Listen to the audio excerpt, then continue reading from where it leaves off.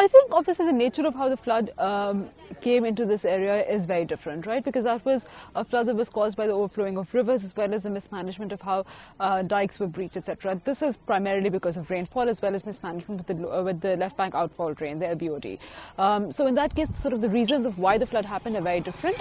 But the problems are still very much the same. The lack of livelihood, the discrimination in giving out aid, the lack of aid in itself, the lack of any governance, the sort of disparity you see in terms of different classes, where as well as the fact that you see rich people becoming as poor as becoming poor as well, and poor becoming richer. So poor people may have.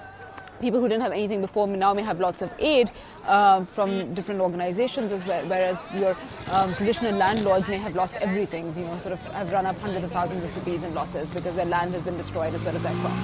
People who are working on farms as labourers, they won't have anything to do until the water clears out from their areas, and that may still be another couple of months.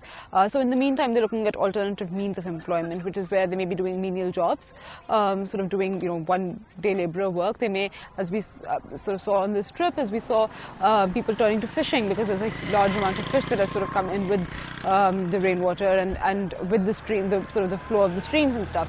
So that's one of the interesting things that they're doing, that they're fishing, which I saw last year as well. It was happening in certain areas, that there was a larger quantity of fish and people were using that. And all of the people that we spoke to said that regardless of what happens next year, whether it rains as much next year as well, they will still be doing the same thing, which is working on lands. In all the places that we visited in Badin, there doesn't seem to be much that's being done to help people counter the effects of the upcoming cold spell. These areas can get quite cold, especially the areas that are bordering the Tharparkar area, because that's obviously a desert, as well as the fact that because there's still so much water standing that it will be a little bit more colder than it normally does. So there's nothing that's absolutely being done right now. The tents are still in very bad shape in some places, and some places are a little better, but they're still very open tents that are geared for the warm weather to keep sort of, to allow for ventilation and stuff. Right now, in this state, I don't think anyone can survive the winter because there are no blankets that are being given out. In one place we went, there had been basically a total of one blanket that had been given out to a place where there were at least 10 to 20 families living. So with those kind of odds, there's not much hope of actually being able to counter the cold spell.